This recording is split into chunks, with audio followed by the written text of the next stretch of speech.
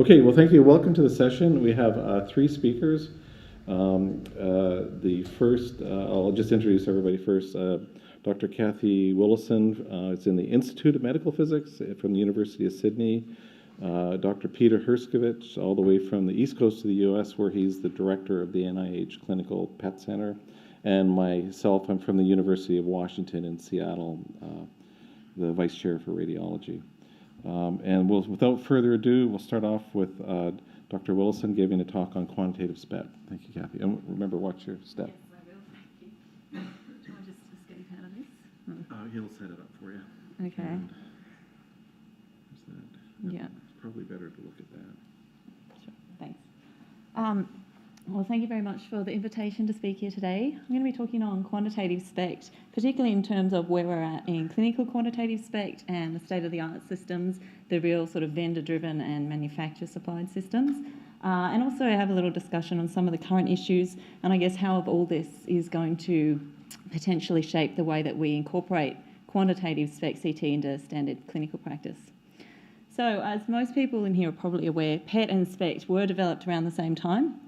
They sort of took different pathways. PET was a much more sort of research-focused tool initially. SPECT was sort of rapidly taken up into clinical practice. By the time hybrid systems came on the scene, I think 1999 was the first SPECT CT system that arrived. That was the GE Hawkeye. And just a couple of years later, we had clinical PET CT arrive. At the time of clinical PET CT being introduced, it was a fully quantitative unit. So by that I mean the data that was supplied was in units of radioactive concentration, or kilobecquerels per cc. And at the time, you know, there was a Times magazine article quoting it as one of the inventions of the year. And I think it was very well recognised that it, you know, had a lot of potential, particularly for oncology management. SPECT CT, on the other hand, took nearly 15 years for us to arrive at the same place in terms of a manufacturer-supplied fully quantitative SPECT CT system, which was the Siemens Intivo system. There's a number of reasons why there was this lag, I guess. I think that research orientation of PET was quite helpful. Things had to be quantitative. We had to have comparable data between centres and temporal studies. Also, in terms of the corrections that needed to be applied, certainly attenuation was a very big issue in PET, and so attenuation correction was essential right from the beginning. Also, it's easier to model based on the total transmission through the patient. Scatter correction, you know, initially we had the 2D PET systems where scatter wasn't as much of an issue. In the case of SPECT, 30 to 40% of the photons from a typical technetium image have been scattered at least once. And obviously it's a bit more difficult to sort of model these corrections for attenuation and so forth when you're dealing with single photons that are emitted at a given or varying depth from within the patient. So there's a few reasons why this might have happened, but nonetheless, we do have quantitative SPECT CT now available. And so I guess we're in the era where we're trying to escape this dogma of PET is quantitative and SPECT is not, because we know that certainly is not the case. So previously, I think because there was this lack of availability of quantitative SPECT CT generally in clinics, we didn't really hear about many of the clinical applications for quantitative SPECT CT. However, now I think you know, there's a really good push by both clinics and industry to start introducing some of these into standard clinical care. So what are the essential components for quantitative SPECT? Pretty similar to what we see in PET. Certainly attenuation correction is an absolute must. And for many years now, this has been done based on the CT data, just as it is in PET. Scatter correction is very important. As I said, we're looking at least 30% of photons that are scattered in a typical technetium dataset. So it does certainly need to be addressed for quantitative accuracy. I think this is probably one of the biggest points of variation between different in-house quantitative methods. The scatter correction, I guess, traditionally is done on energy window-based methods in SPECT. There are some transmission-dependent scatter correction techniques available as well. And obviously in PET, we're looking at using the CT data for scatter correction.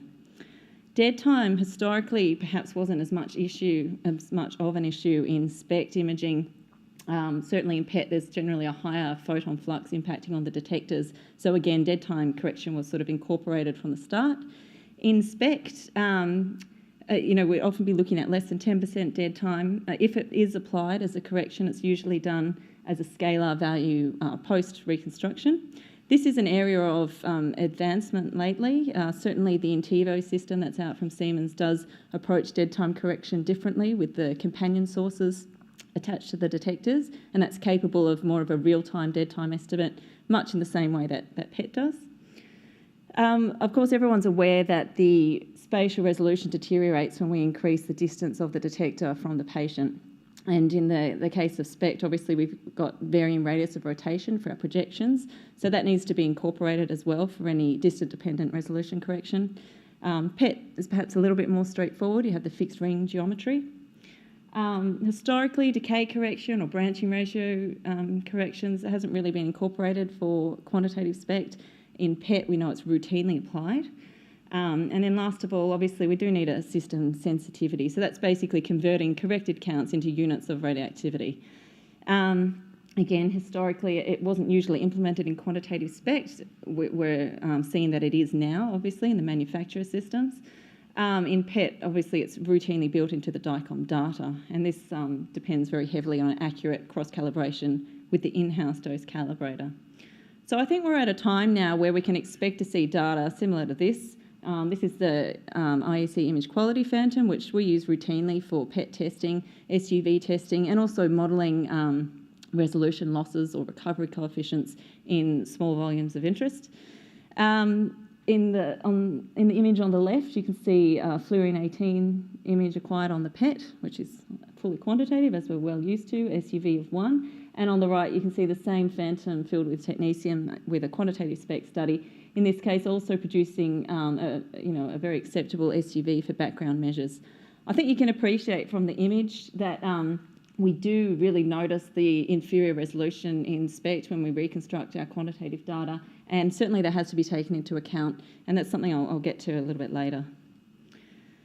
It's very fair to say that quantitative SPECT itself is not new. It has been around for many years. It's just that it's been really, the domain of some very select in-house institutions that have that expertise. They can write their own software, they can do the modelling of corrections and so forth.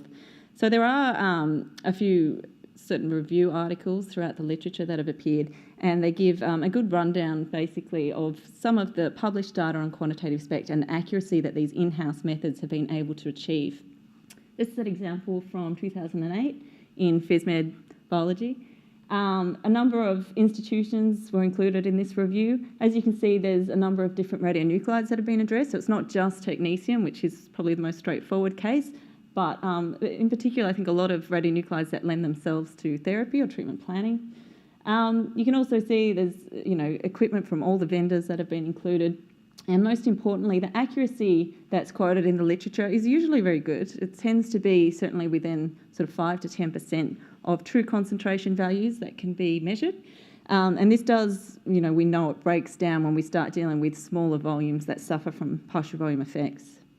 This is another publication from 2012, MERD article, again reviewing some of the quantitative SPECT in the literature, again showing a variation in radionuclides.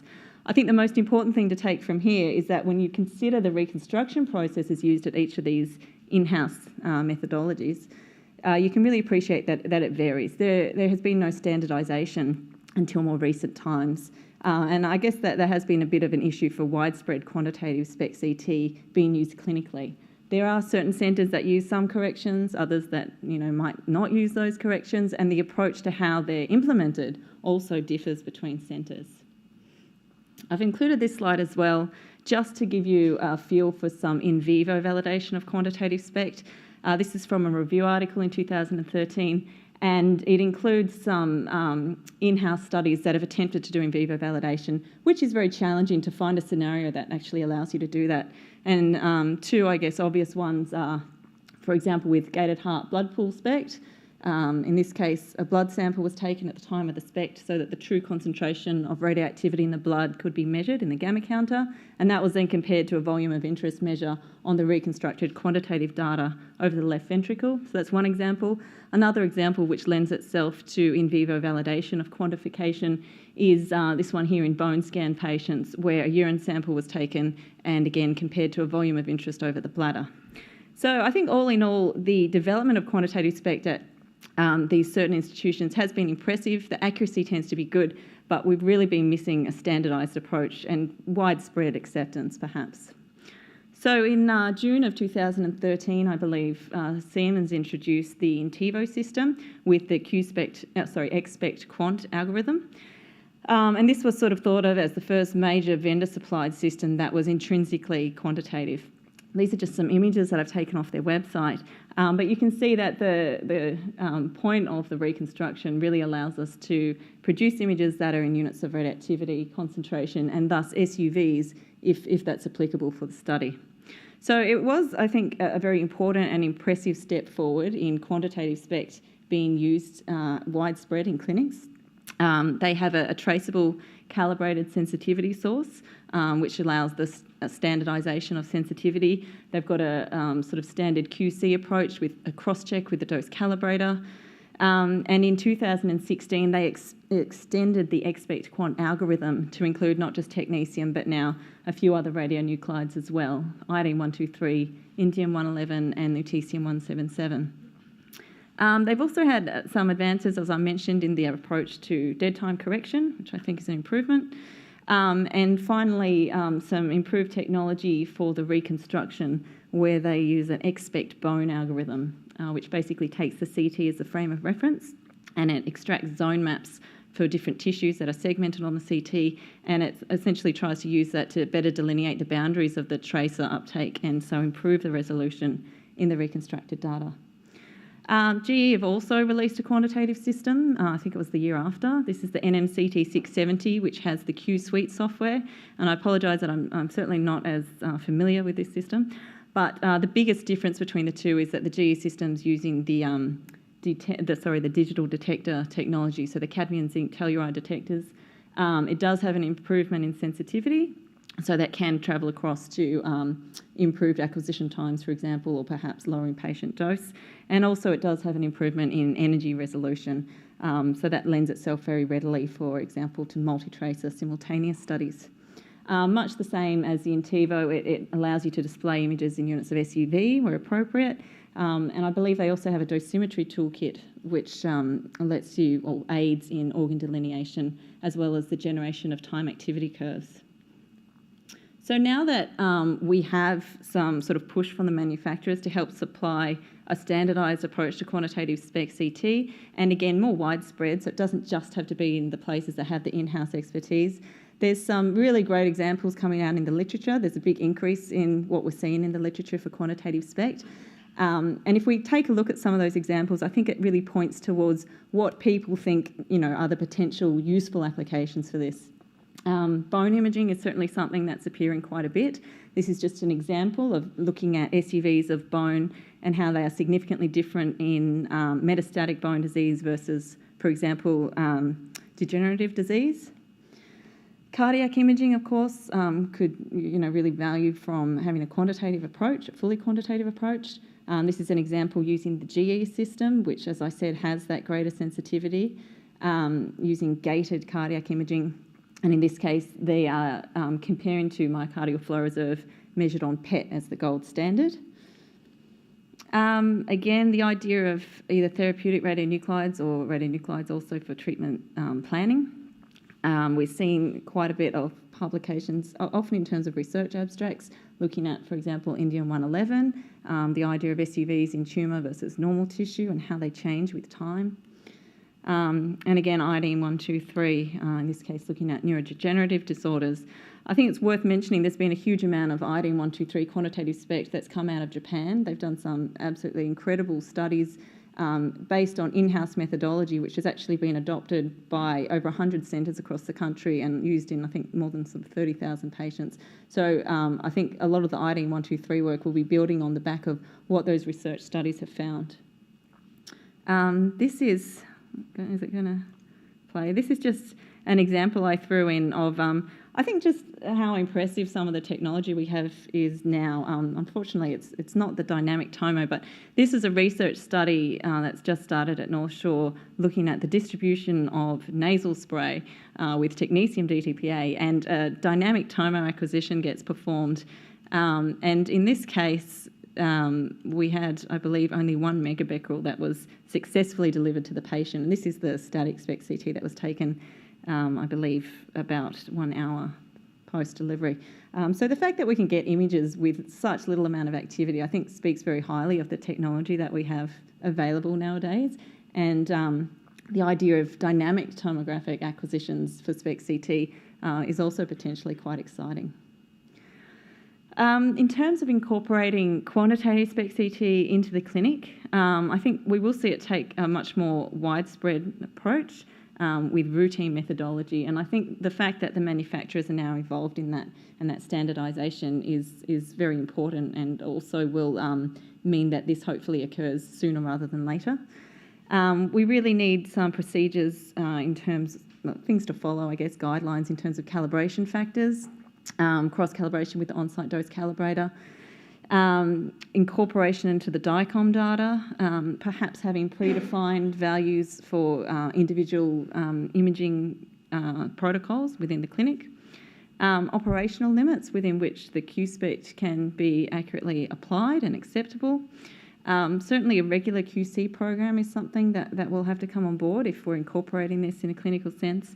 And certainly I think it's well recognised that this is more challenging for SPECT than it is for PET, in that, we often have to model these corrections separately for various radionuclides, for the different collimators, for different crystal thicknesses, for the different energy window widths and so forth. So having that standardisation, I think, is really important.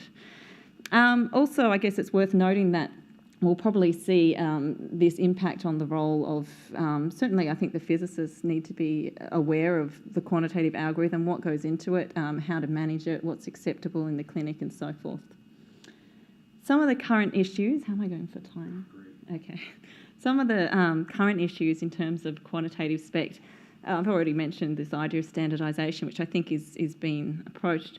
The idea of having some strict adherence to some predetermined operational conditions. When is the clinical QSPECT acceptable to use? When does it break down? The QC guidelines and so forth. Partial volume effects, I feel, are worth a mention of their own. We know SPECT has an inferior resolution, really defined by the technology behind it when compared to PET. Partial volume corrections are a result of this, and usually to correct for these when we're trying to measure concentration in a small hot volume, it's an ad hoc operation. There isn't, I guess, I don't know what you'd say the gold standard approach is. Usually it's done by contouring the object on the CT, measuring the volume or diameter of it, and then using a lookup table of previously determined experimental data, something along the lines of this, where you can then correct to what the concentration should be if we didn't have those partial volume losses. There are other methods in the literature, expansion of a mask to include the counts outside the volume of interest, also an approach along the same lines, I guess, of peak SUV, taking a small volume either around the maximum pixel or well within the outline of that object, and then just using the average from that and assuming there's a uniform distribution across the object itself. So I don't think there is a sort of well agreed upon methodology, but certainly it's an area that I think needs a bit more attention. It's worth noting, I think, as well, that if we're using quantitative SPECT to create or derive dose maps from post-therapy imaging, that there's other parameters that may be more useful perhaps than the average dose to a lesion. Things, in similar with radiation oncology, like the D70, which is the minimum dose to 70% of the volume, or the volume receiving 50 gray, just some things that may sort of partially mitigate the partial volume effects themselves. And this is just a nice paper by Michael Lassman and colleague, which was demonstrating the partial volume effects for quantitative SPECT, and sort of suggesting the idea of using an object-specific recovery coefficient versus what we usually use, which is just based on experiments done with spherical volumes. So that was also interesting. In terms of the issue of acquisition times, this is something that obviously we're always thriving to improve our acquisition times, balancing that against patient dose. And there's this idea of whole body SPECT CT, which has come about in the last few years. If we're going to be looking at potentially replacing 2D planar imaging with quantitative SPECT CT so we can get some additional information, then I think we want to be addressing the issue of acquisition times and how we can make it a feasible clinical protocol to replace that.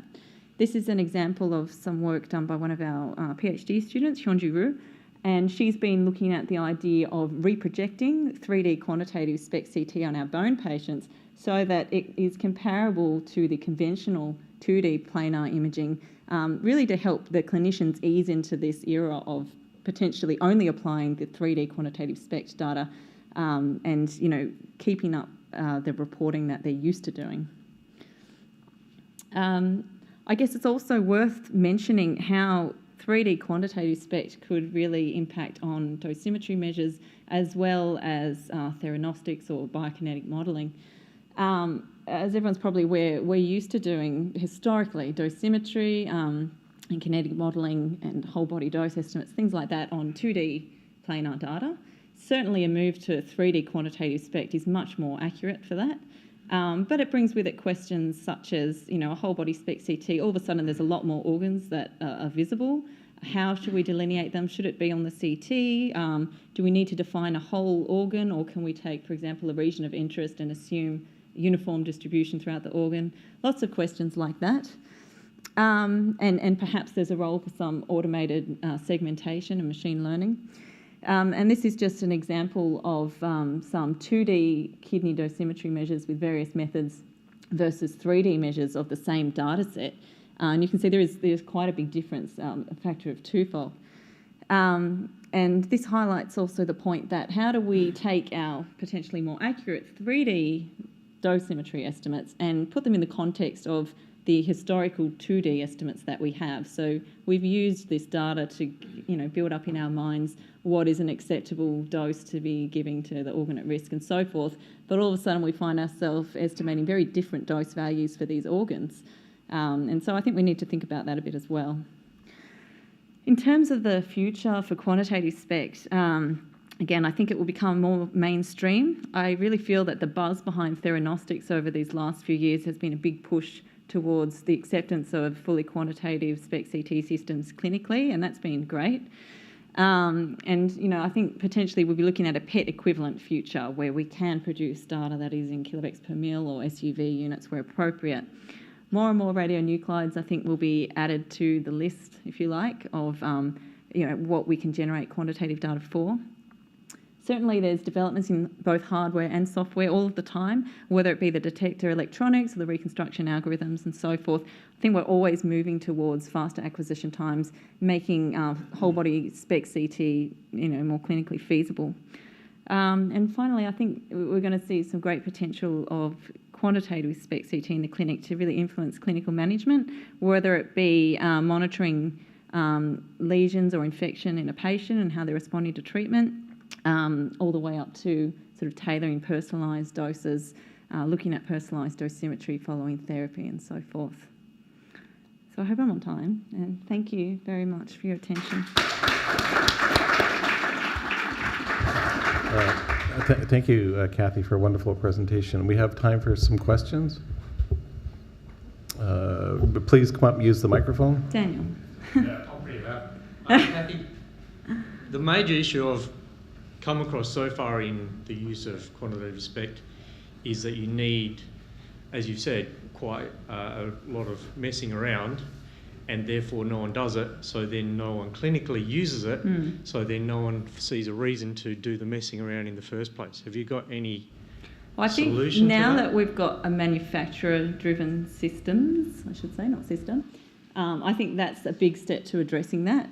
You know, if you have a system that's installed that can acquire quantitative SPECT images, particularly when the manufacturer comes and does the initial cross-calibration and dose calibrator setup and things like that, I really do think that people will be very keen to start using it. And also, as we go on, just the stuff, some really interesting research that's appearing in the literature, stuff that can be absorbed into mainstream, such as, you know, the bone scanning SUVs and things like that. So I think it will be slow but steady. And again, it relies on people having access. And again, that's going to be a slower process. Yeah. Yep, please go ahead. I just wanted to ask in relation to reaching your referrers, like we have the system, it was decided by the our director of radiography. So, so we have it and we've tried to use it, but we haven't actually pushed it from our perspective. I just wondered if you've had success. Did you speak to oncologists and they really wanted it, and therefore that helped push the process through? Like, we're just not sure Yeah, it's where a good we're question, at the minute. and I may not be the best person to answer it. I think originally on our end, so we've got a history in our clinic at North Shore of very strong quantitative SPECT focus, so we already had our in-house methodology. So we actually received the system under an agreement with Siemens to do testing for them. Mm-hmm. And as I said, we've got some PhD projects revolving around that. I feel, and someone else in the audience may have something to add, but I feel that, as clinicians start adapting to it, the nuke med clinicians, and incorporating things into their reporting, for example, SUVs and perhaps recommending for follow-up imaging or things along those lines, I feel that will trickle back to the referrers. I don't know if anyone else has something else to add to that. But I agree that it's probably a slow process, but I think the drive has to come from the nuke med clinicians, definitely. Kathy, if I could ask, when you went through the list of the challenges and some solutions, at this point, what do you see are the major issues?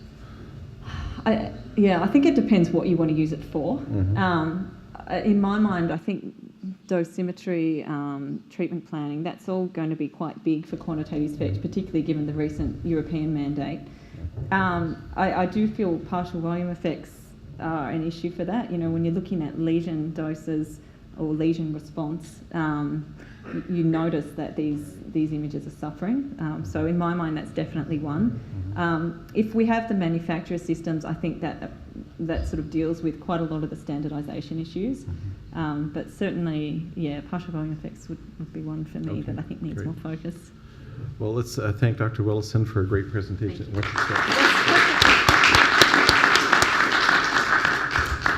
Okay, our next speaker is Dr. Peter Herskovich, who's the director of the NIH Clinical PET Center, among many other things. Hi, thanks a lot, Paul. Continuing the theme of quantification, I'd like to provide a tutorial this afternoon about tracer kinetic modeling in brain PET, and there are several physical scientists in the audience, and I apologize if I have made things a bit too simple, but here we go. There are a wide variety of PET radiopharmaceuticals to study brain physiology and biochemistry, radiopharmaceuticals for cerebral hemodynamics, cerebral metabolism, blood-brain barrier function, a wide variety of tracers to study neurotransmitter neuroreceptor systems, as well as other protein targets, enzymes, misfolded proteins, and neuroinflammation. And this slide shows some of the approaches that have been used to develop these PET radiopharmaceuticals. One can label naturally occurring compounds with a positron-emitting radionuclide, for example, C11 leucine. For protein metabolism, one can label analogs of naturally occurring compounds, the most famous of which is F18 fluorodeoxyglucose. And also there are a large variety of small molecules that bind to neuroreceptors and other protein targets, often based on drugs.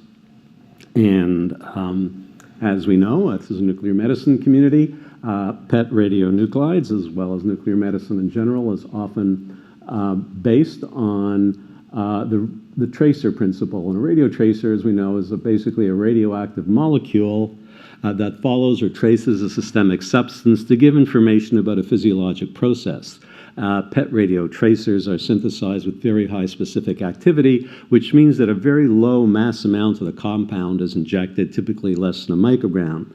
Also, as we heard, PET detects radioactivity with very high sensitivity, so relatively small amounts of radio tracer give useful images, and therefore one could invoke the tracer principle. The amount of tracer injected doesn't have any physiologic or pharmacologic effects, but it does reflect the entire biological process under study.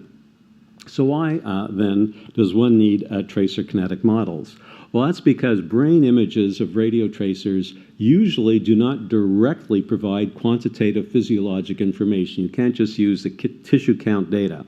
So what is a tracer kinetic model? A tracer kinetic model is a mathematical description of the behavior of the radio tracer in tissue.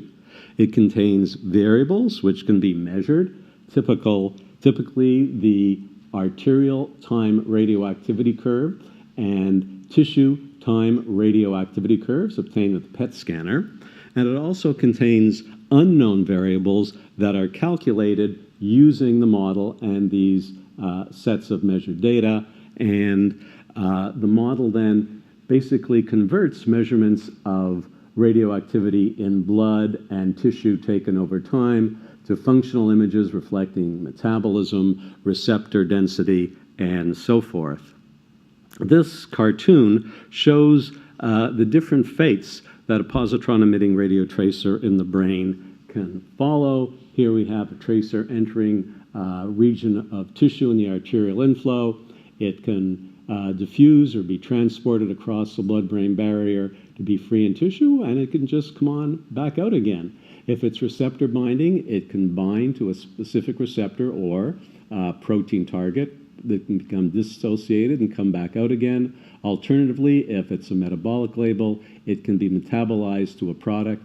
Then it can be, I'll invent the word, unmetabolized, or the metabolic product can leak out of tissue. So the tracer kinetic model is formulated based on a knowledge of the physiology and biochemistry of the process you're studying and how the radio tracer interacts with the process.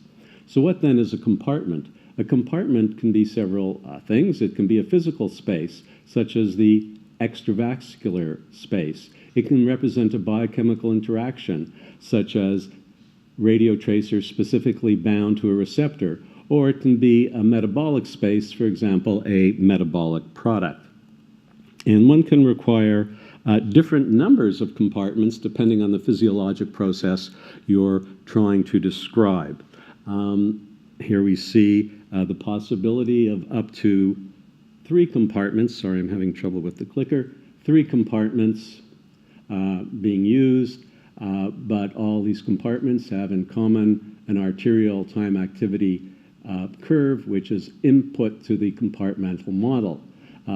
The assumptions include the fact that whatever compartments you do have, each one is homogeneous, and rate constants describe the rate of tracer movement among the compartments in blood, and the flow or flux of the tracer between compartments is proportional to the concentration of tracer in the source, and the rate constant is the constant of proportionality. And this can perhaps be better understood looking at the simple one-compartment model with a differential equation here, and this is the rate of change of concentration in this compartment. Basically is the difference between what comes in, K1 times the arterial time activity curve, and what goes out, K2 times the concentration in that compartment.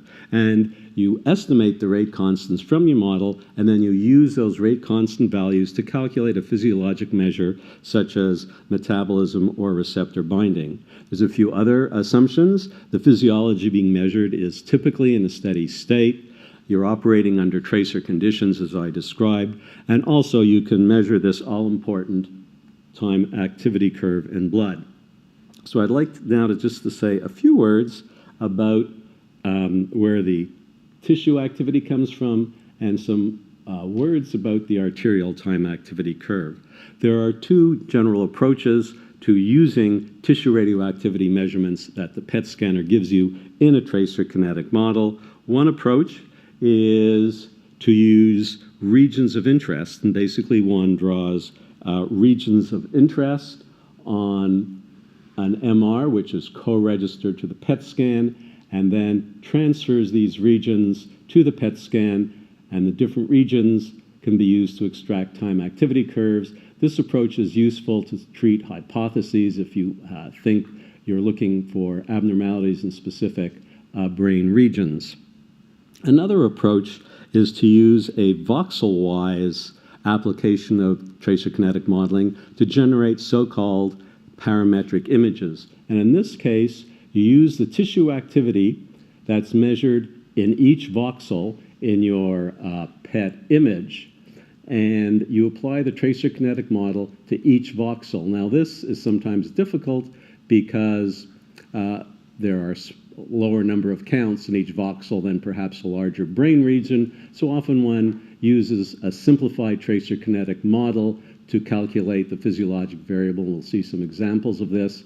And with this approach, you can generate a parametric image of the measurement of interest, and then you can use these parametric images via image averaging and statistical methods to find the voxels that differ between controls and patients using a specific radiopharmaceutical. And here we see an example of this, scans obtained with fluorodopa.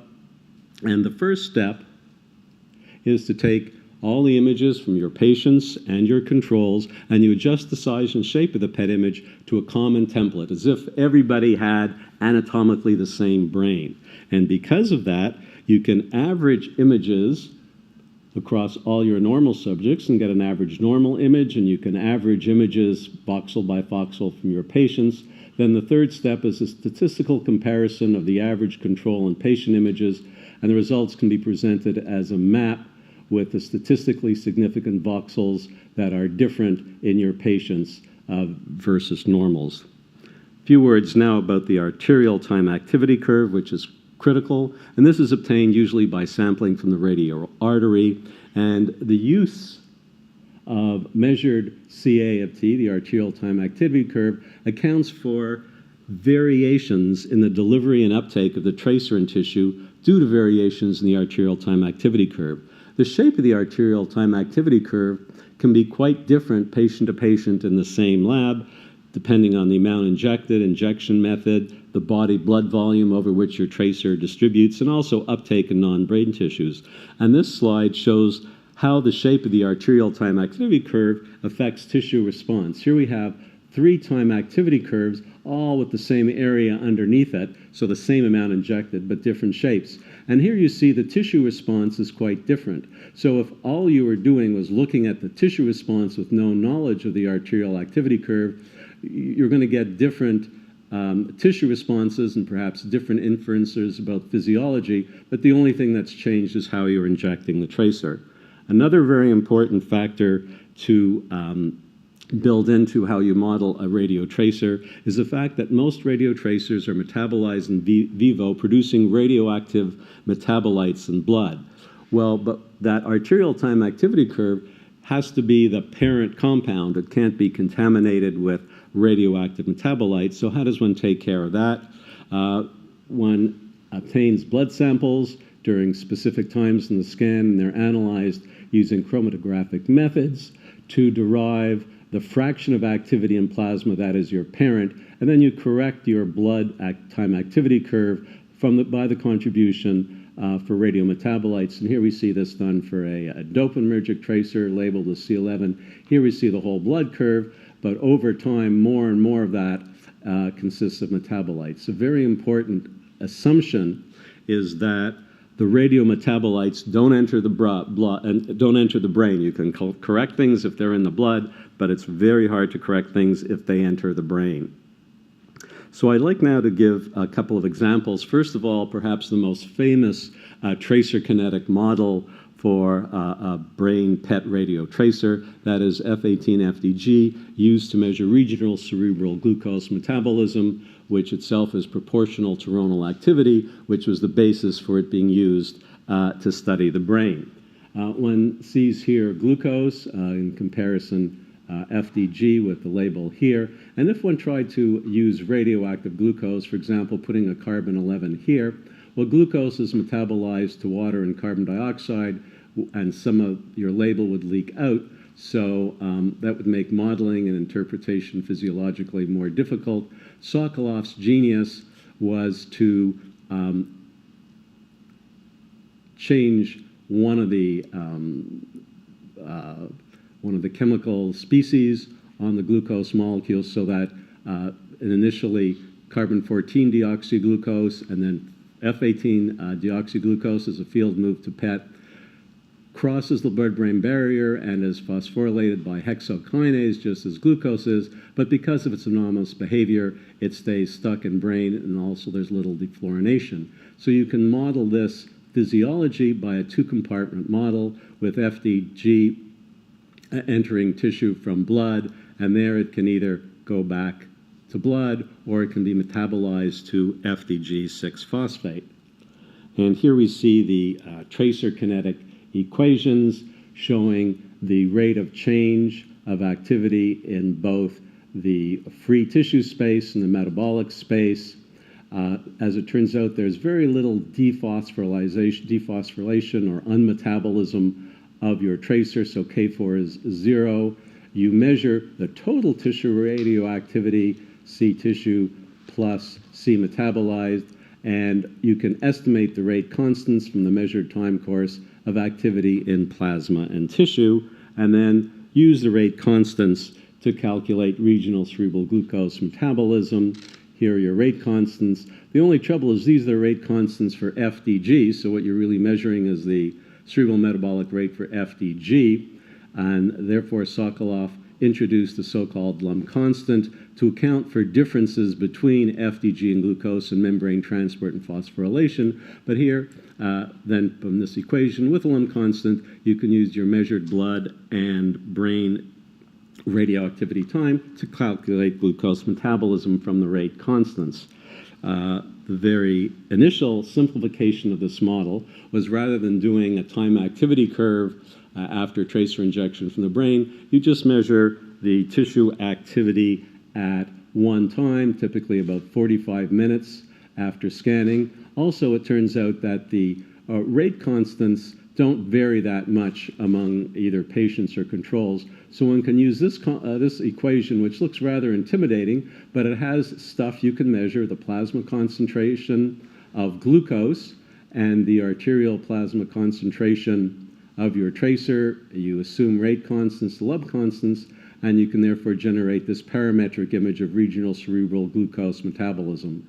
I could spend not the rest of my talk, but the rest of the evening discussing many alternative approaches using the left ventricle to measure the arterial time activity curve, venous samples, population-based time curves, and so forth. But this gives you the flavor of the approach.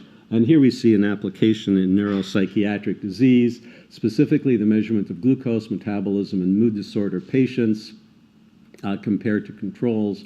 And using that statistical mapping approach I showed you, there's an abnormality in the subgenual prefrontal cortex, and patients who are depressed, be they bipolar or unipolar, have decreased glucose metabolism in this area. Therefore, they have decreased neuronal activity, because glucose metabolism reflects neuronal activity.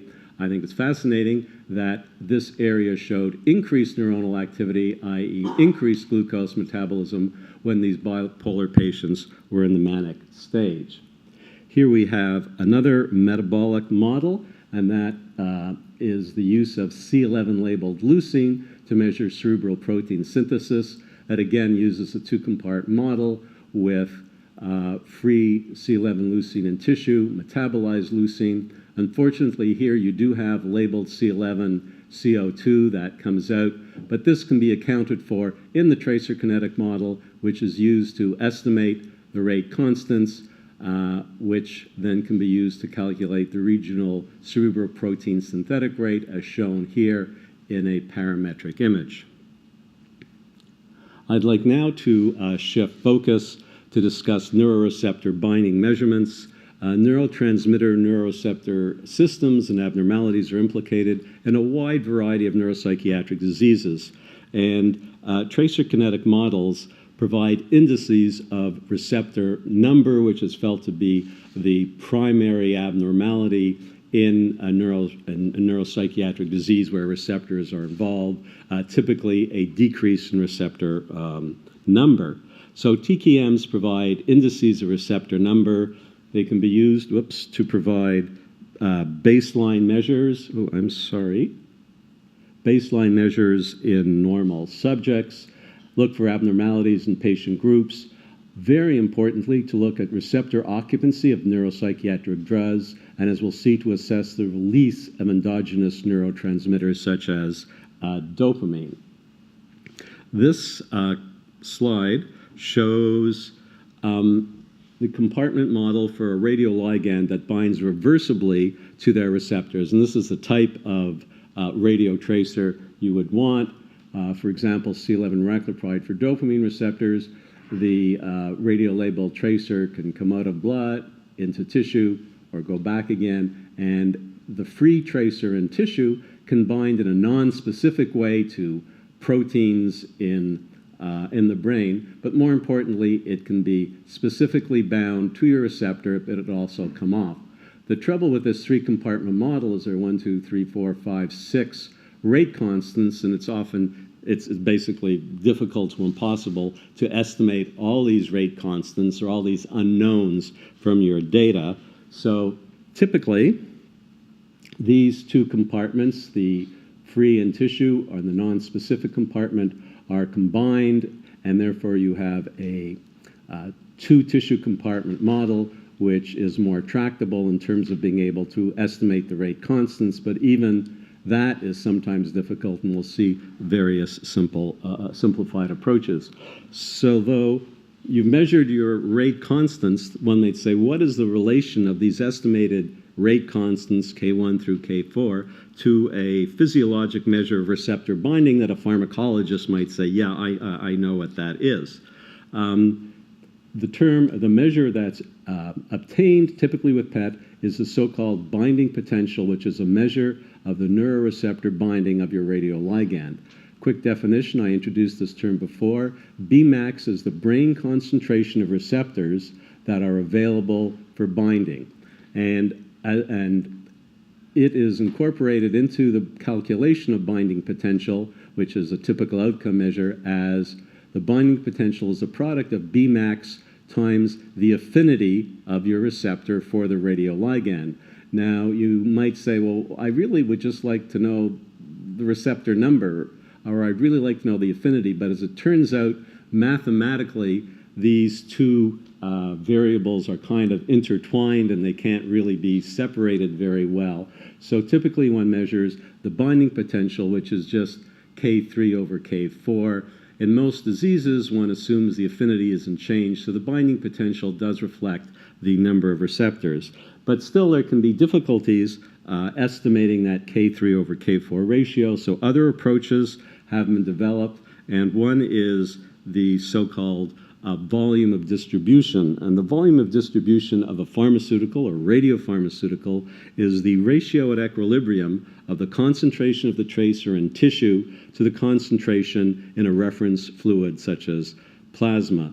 So the distribution volume of your receptor binding radiotracer is simply the concentration in tissue divided by the concentration in plasma. But this has two components. There's a distribution volume of that free and non-specific binding, and then there's the one you're really interested in, the distribution volume of your bound tracer. The more that there is of that, the more receptor you have. And the total distribution volume can be calculated from these rate constants, which are often more easily measured together as a group. So the distribution volume reflects the level of receptor binding and is used in clinical research studies. So the methods that I've shown you, though, still can be a little difficult to implement. You have to measure tissue radioactivity over time, blood radioactivity over time, correcting for metabolites, use sometimes a daunting equation to get your measures of receptor binding, either the binding potential or the distribution volume. So several simplifications have been introduced, either to avoid arterial sampling, to simplify the calculation, or reduce the sensitivity of these calculations to noise in your PET images. And one approach is the Logan graphical method, and that basically substantially simplifies tracer kinetic modeling. It kind of gets rid of a lot of this, and it's shown on the next slide. This model is quite famous, developed by Gene Logan. It's a graphical method to get the total distribution volume. You do your PET scans, getting time activity curves from different brain regions and from the blood. And you basically do this plot on the ordinate, the integral of the tissue activity to different times divided by the concentration in the tissue at those times, and the abscissa, the integral of plasma activity, again to different times divided by the tissue activity. And for many reversible receptor radioligands, this plot becomes a straight line, and you get your total distribution volume, which reflects your bound tracer. You can take this one step further. If you have a region in the brain that has no specific binding, that's devoid of the receptor you're looking for example, the cerebellum does not have dopamine receptors. So that any uptake and washout of your radio tracer from the cerebellum only reflects free and non-specific binding. There's no specific binding to dopamine receptors of your tracer.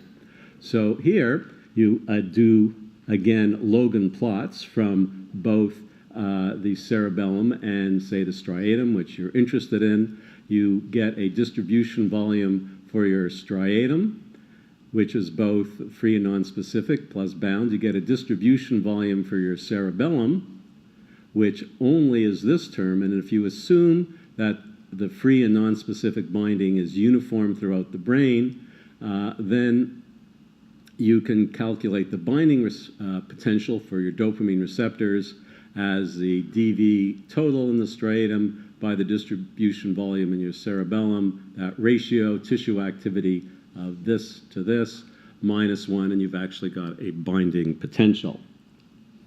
There's another approach which helps, from which you eliminate the complicated mathematics and your arterial time activity curve, and that's the so-called bolus plus infusion method. And with this approach, you use a bolus followed by a constant infusion of tracer, and that's especially useful for dopamine radioligands that have no specific binding in the cerebellum, like C11 raclopride. And after a while, the radiotracer concentration reaches a steady equilibrium value both in your blood and in all brain regions. And when you're at this equilibrium phase, you can show mathematically that the ratio of radioactivity in the striatum to the cerebellum -1 gives you your binding potential. And this approach has been used famously.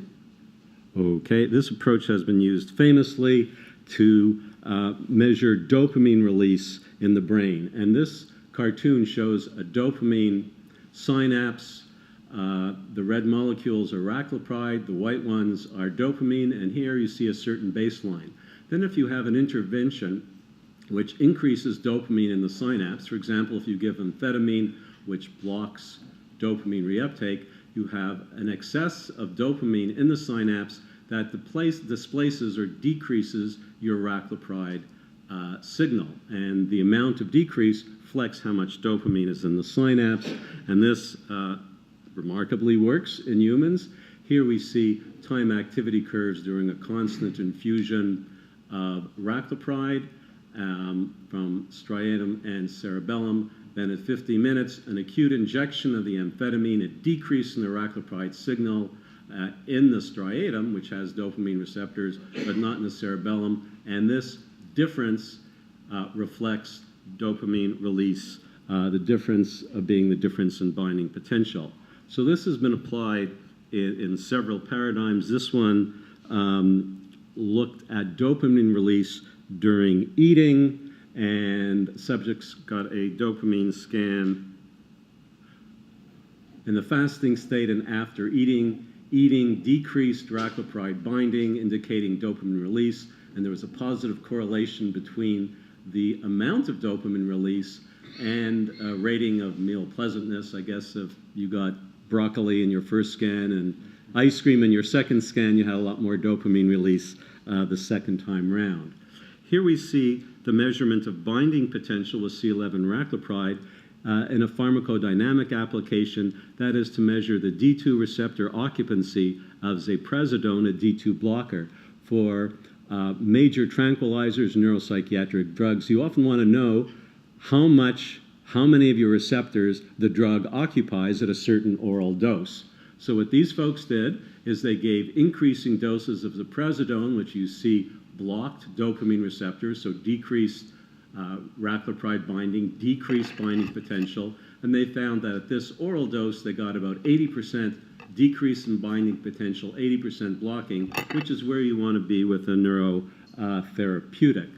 The last example shows the effect of secondhand smoke on occupancy of nicotinic acetylcholine receptors, and these investigators compared subjects in a control condition and after exposure to secondhand smoke, which was actually in the back seat of a car with somebody smoking, and they used an F-18 radiopharmaceutical, and they used tracer kinetic modeling and the statistical mapping methods that I discussed to measure the binding potential in a control condition and after secondhand smoke exposure, and you see the marked decrease in tracer binding, in other words, occupancy of the nicotinic receptor by secondhand smoke.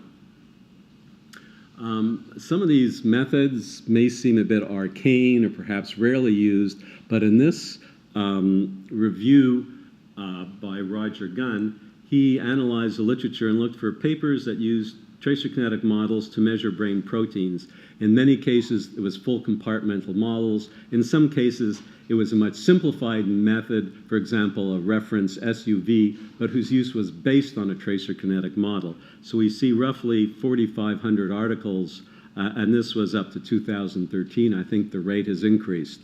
So I think you will be coming across these papers using tracer kinetic modeling in the brain, and hopefully after this lecture, this won't be your reaction when you see such a model.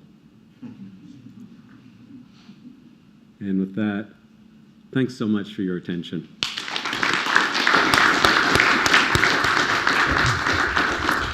Thank you, Peter. We have time for some questions. Okay, I had a couple I noted down. So one point you mentioned that I hadn't really thought about is that in radio tracers in the brain, you're assuming that they go back into the plasma and are not getting back into tissue. Is that correct? Well, or you hope that you really don't know, but generally you don't want. If you can imagine a radio tracer that leaves the blood, it's delivered in the blood flow, crosses the blood-brain barrier, and sticks irreversibly to something in the brain. If you're measuring receptors, well, that way you don't want something necessarily that behaves like iodoamphetamine or a microsphere, because that will reflect pure blood flow. If something easily crosses the blood-brain barrier and gets stuck in the brain, the more blood flow, the more crosses the blood-brain barrier, the more stuck in tissue, the greater your image, radioactivity concentration, but all you're measuring is blood flow, and that's sometimes good. For example, for iodoamphetamine, I think Kathy showed that earlier, one of those examples from Japan. Well, and then what next occurred was you showed the one model with C11 labeled leucine, which then metabolized to carbon monoxide, I think? Carbon dioxide. Dioxide. C11 labeled carbon dioxide. Now, was that, how do you know where that is in the brain? You don't know where it is in the brain. Much like when you do an FDG scan, you measure tissue activity and you don't know how much is free FDG and how much is metabolized to FDG6-phosphate, but it's expressed in the equations. For C11CO2, it's in the model. What you actually have to do is measure the radio-labeled carbon dioxide in blood, which is really complicated because you have a C11 20-minute half-life label, but you can actually do it by blowing off the CO2, and you see how much the radioactivity in blood decreased, so you can say how much CO2 labeled was coming out of the brain. Okay. But it's a very difficult model to implement, but it does work. Okay. I had one more question. So with I remember Roger Gunn's paper with thousands of references. I mean, do you see predominant trends in the use of the tracer kinetic modeling and research? Is it mostly neuro? Tracer kinetic modeling can be used for any organ, definitely in the heart.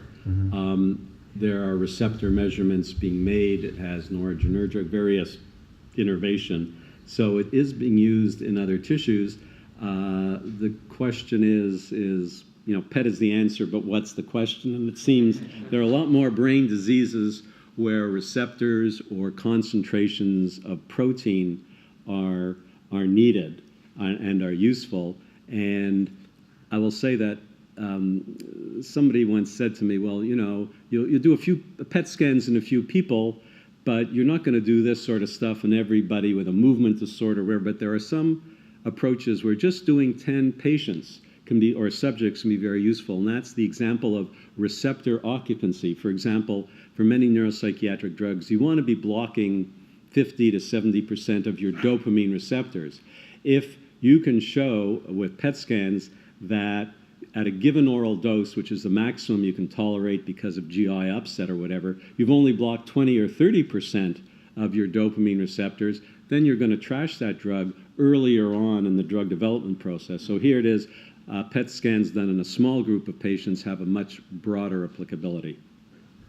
Okay, let's thank Dr. Peter Herskovich again for a great talk.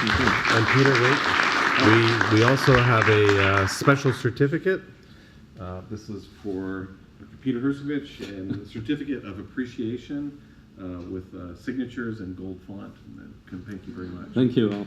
And, I'm just looking for the check. It must have fallen out. Thanks, Paul. Watch your step there. Okay. Okay. And if anybody's wondering, Kathy will get hers as well in the next session. Okay, so we saved the worst for last. That's me. And the clicker is. Do you still have Peter? Do you still have the clicker? Oh, I found it. Yes, thanks. Okay. Here are my disclosures. Some acknowledgments. I've basically borrowed or stolen ideas from many people here, and I want to thank them for their either witting or unwitting support.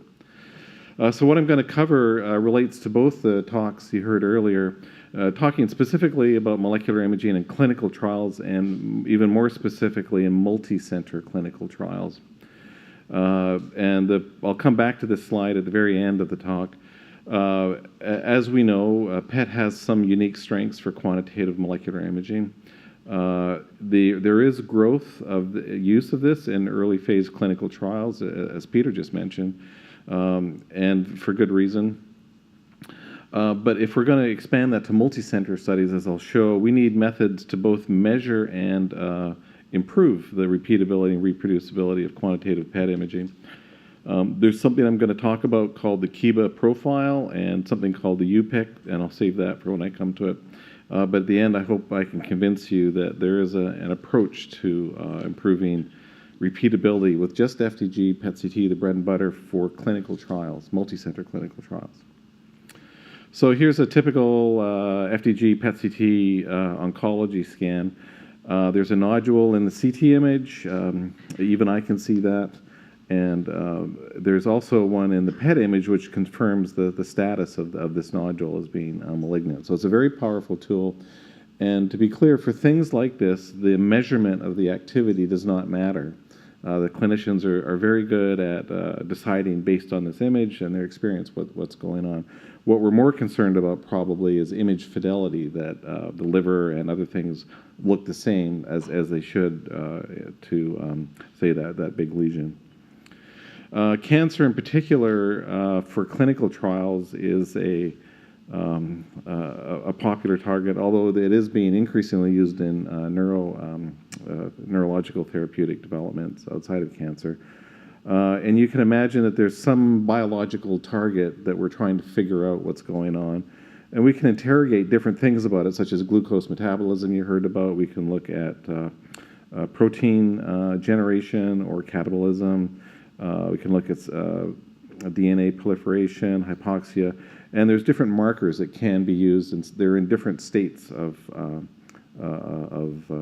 development. Some are well known, some, but there's probably dozens, if not hundreds at this point. And in clinical trials, there's a very good thing. Is that in clinical trials, especially cancer, most new therapies don't work.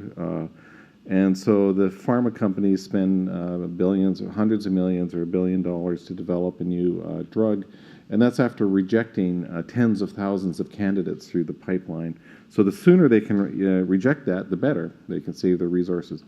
And there's several questions that are quite useful to answer outside our standard diagnostic test. The first is, does it actually hit the target? Does it get there?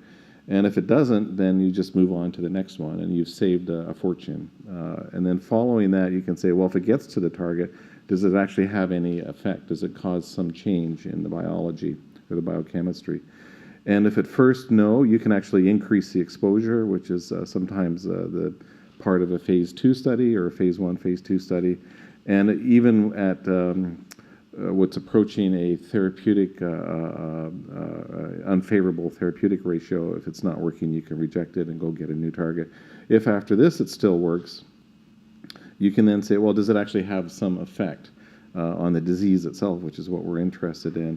And again, there's a decision tree here, but the pharmaceutical companies and also biological agents are very interested in trying to figure out how to winnow out the losers earlier. I mean, there's other reasons, but this is just one illustration I'd like to make. And this is data also courtesy of Jeff Evelhawk, I should have mentioned, at Merck. He's the head of imaging and clinical trials there now. So over a 3-year period from a few years ago, this is the use in the U.S. of clinical trials using PET funded by the government, imaging companies, biopharma.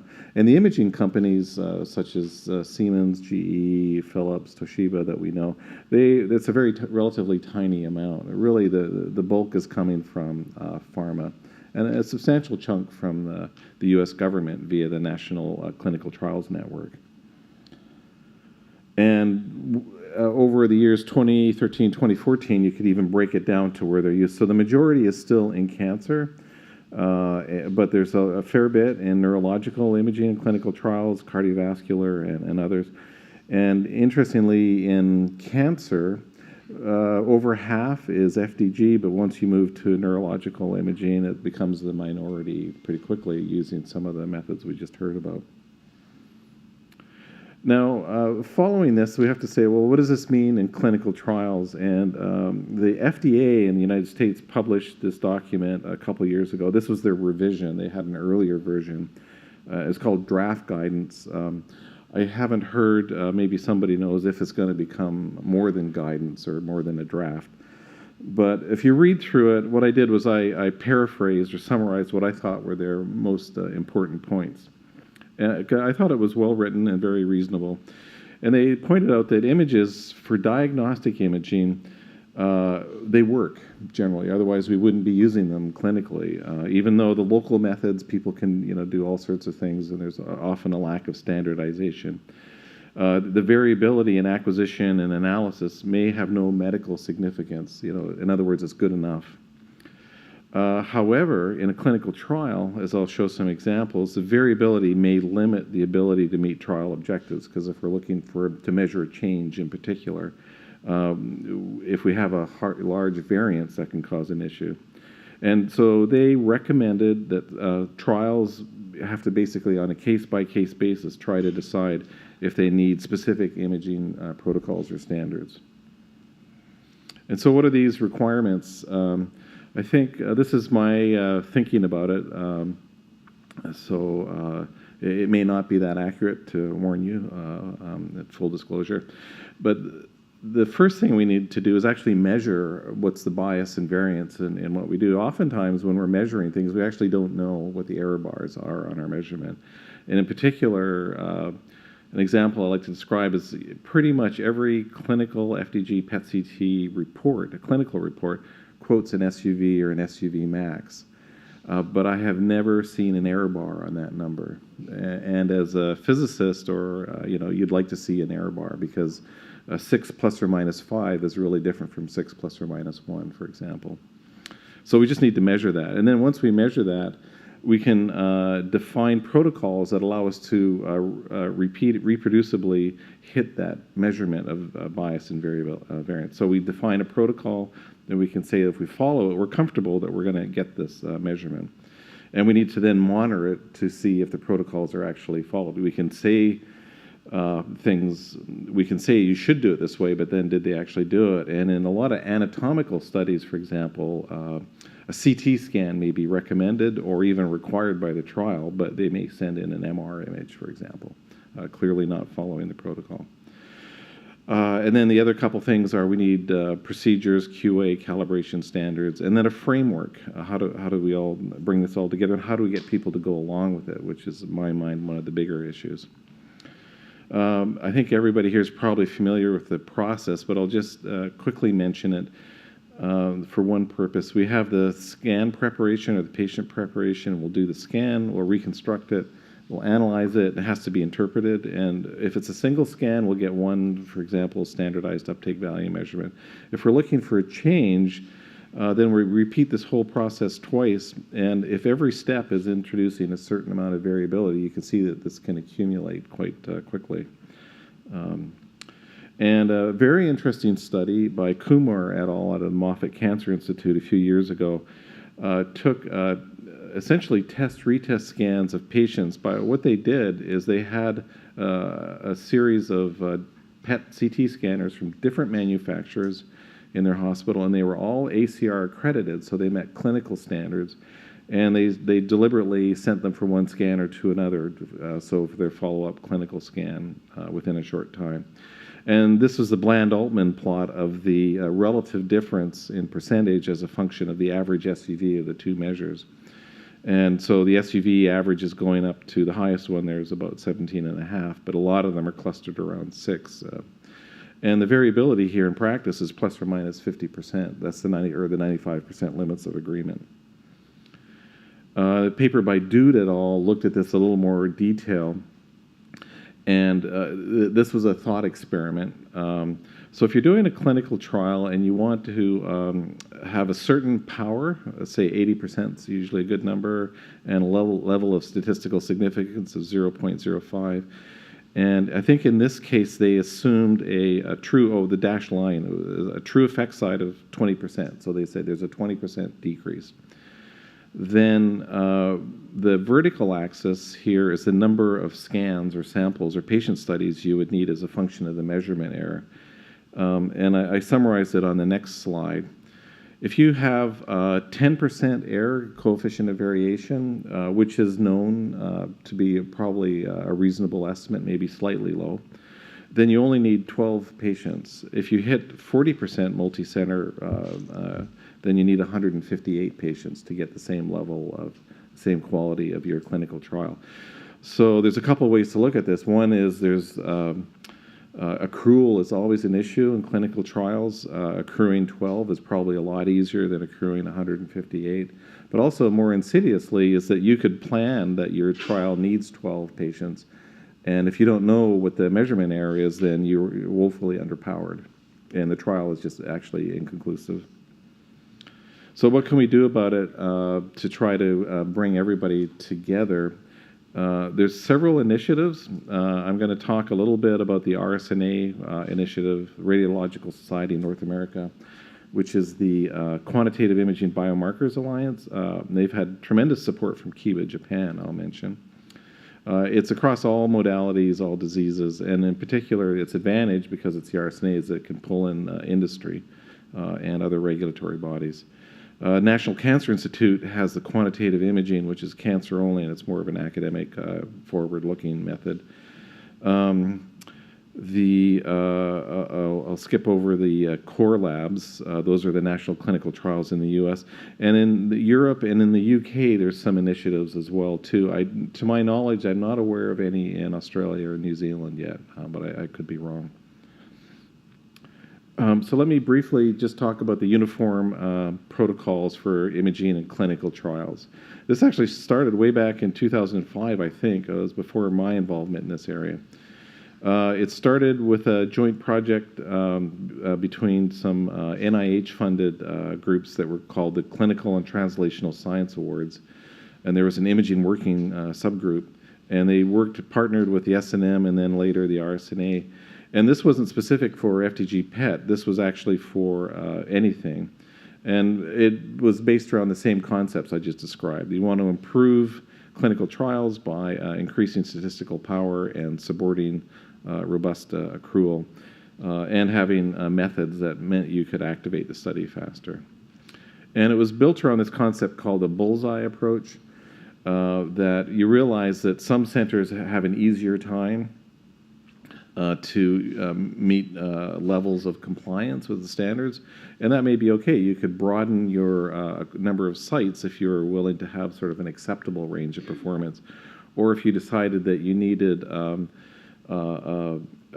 ideal performance characteristics, in other words, tighter error bars, then you could limit the qualification standards to that. And this was finished, started in 2005. I think it kind of went into pause for a few years. It finally got published in 2014. It's 71 pages of detailed, everything you could think of about it, just a good old FDG PET-CT protocol.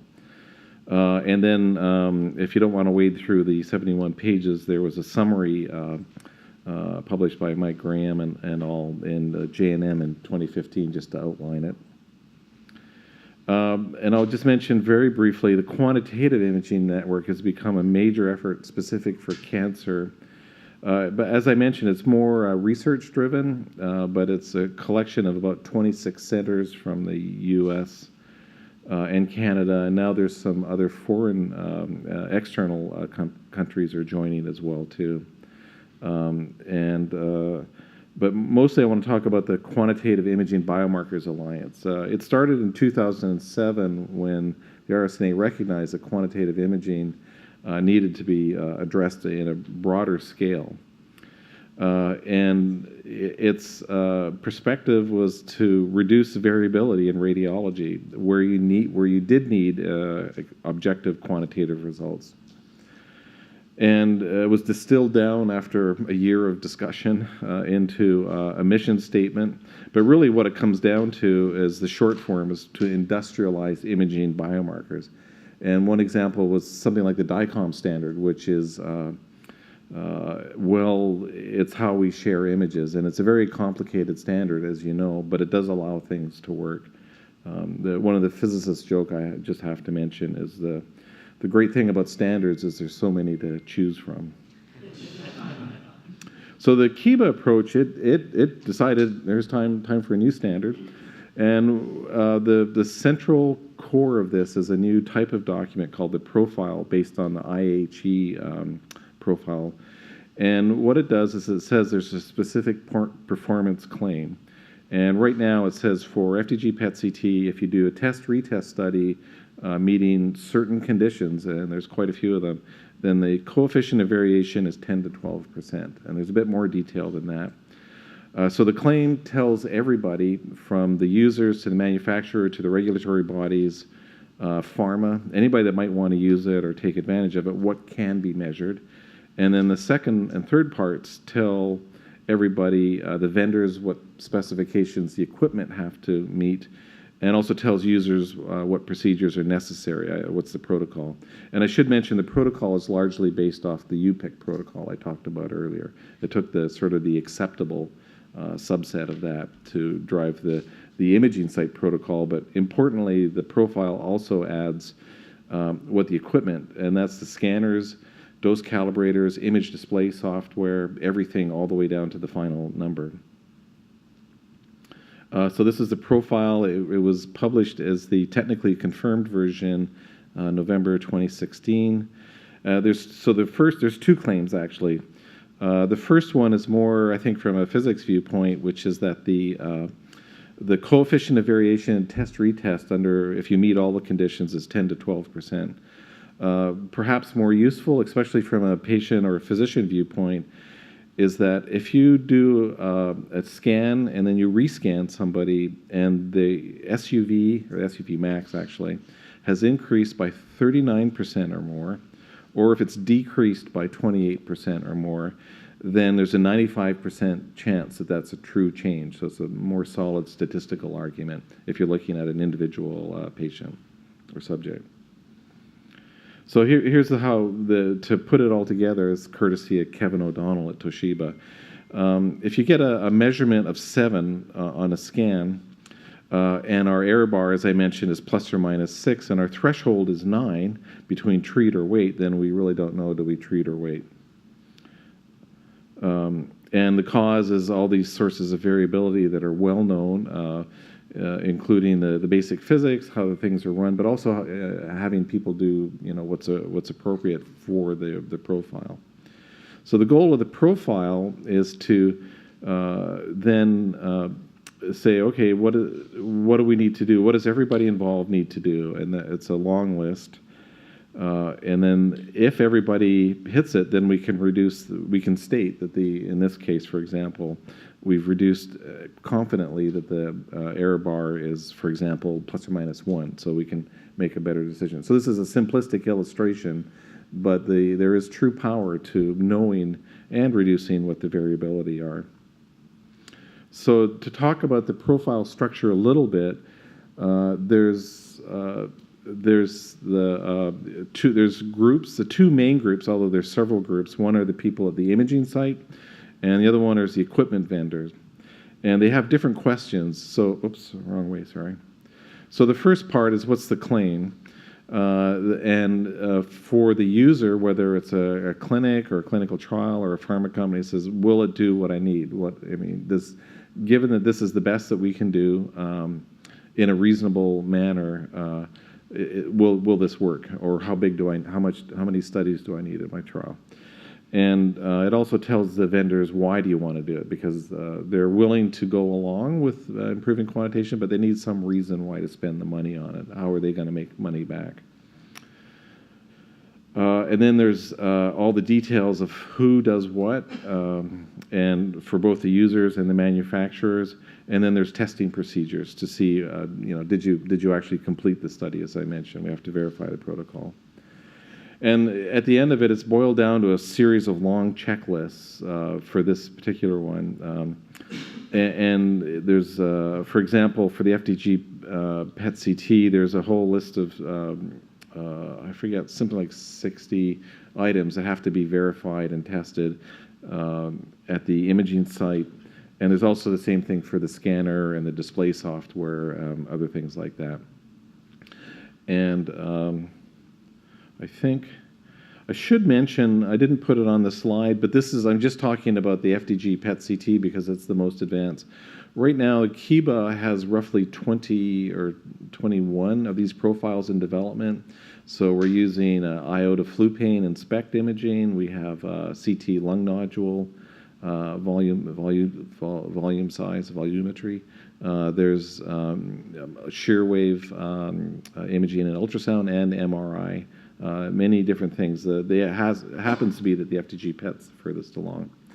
What we have noticed is that several of the concepts now are being integrated into clinical trials, especially by pharma companies, which is great. We have noticed some companies and imaging core labs that help conduct clinical trials saying that they're Kiba compliant. And we've even seen it on some manufacturing documents, which was really exciting for us.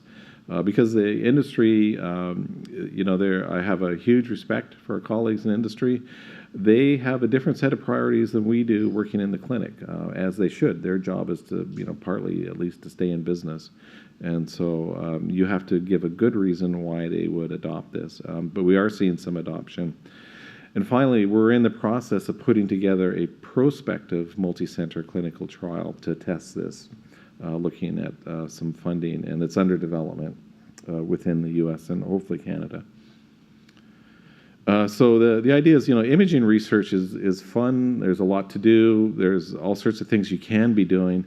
But if it's not organized, and especially for multi-center studies, we're at the point clearly where we need to have people pulling in the same direction. If we need to get a meta-analysis of multiple studies that we can be useful. And our field has done pretty poorly at that. I think it's fair to say, in terms of a lot of studies that are in the literature that aren't replicable or we can't combine them.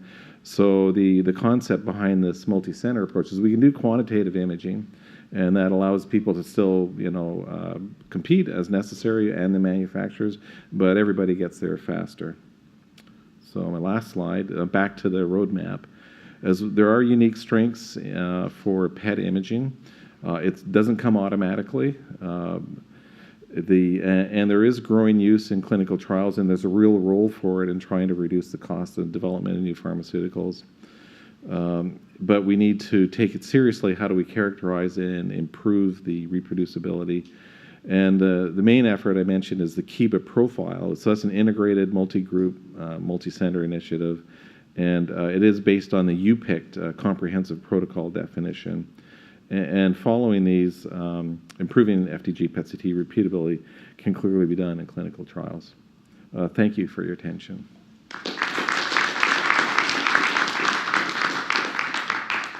Oh, here it is. We have time, a couple minutes for questions. So Victor has a GE PET-CT. I have a Siemens PET-CT. You have a Philips, with all different resolutions, Right. spatial non-uniformities, scatter, reconstruction, number of iterations, etc. And we're all testing a new brain drug for amyloid clearance. How do we harmonize across different centers with these different scanners and different imaging characteristics? Yeah, that's a really important question.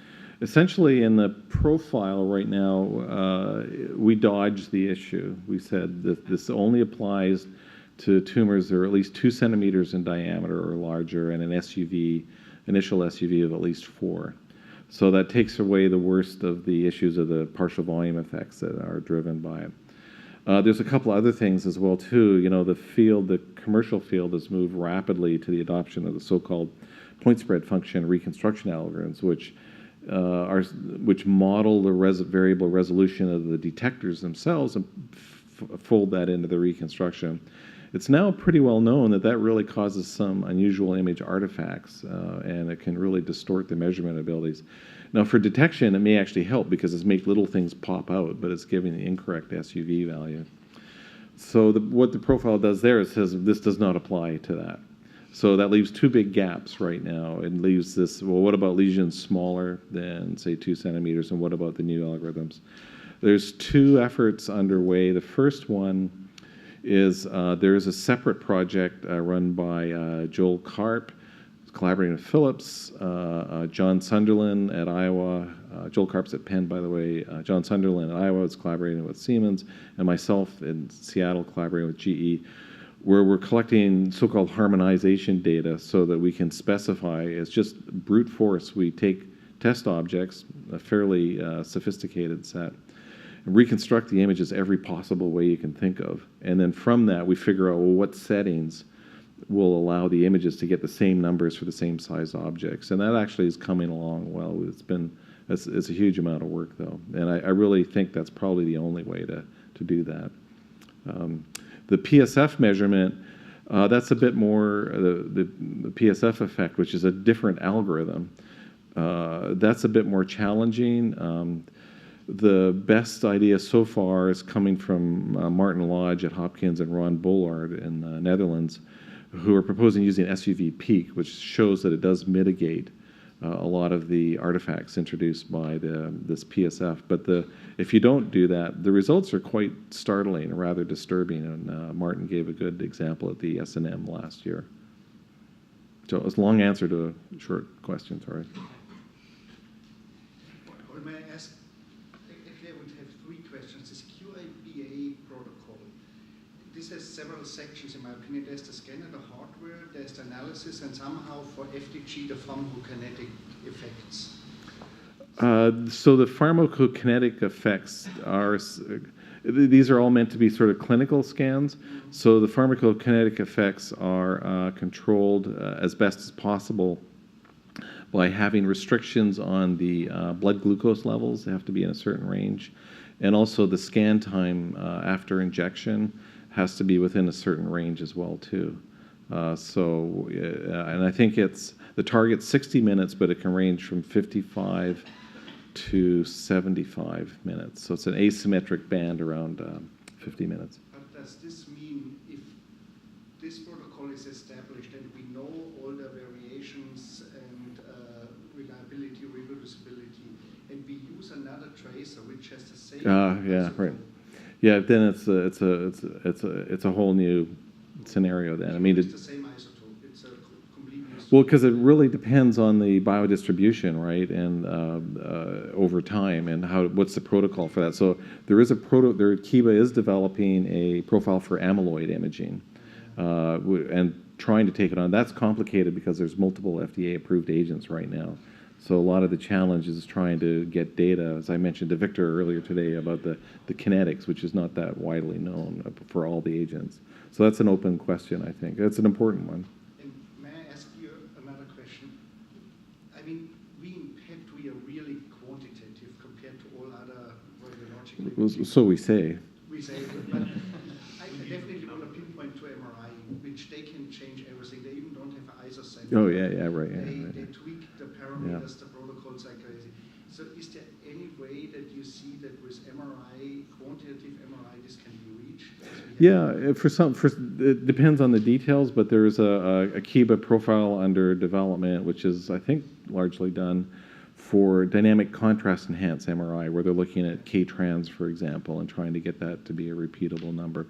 And the thing there in all this, I think, to me, is if you're doing, because there's an underlying biological variability that we can never get better than, but everything after that is probably fair game.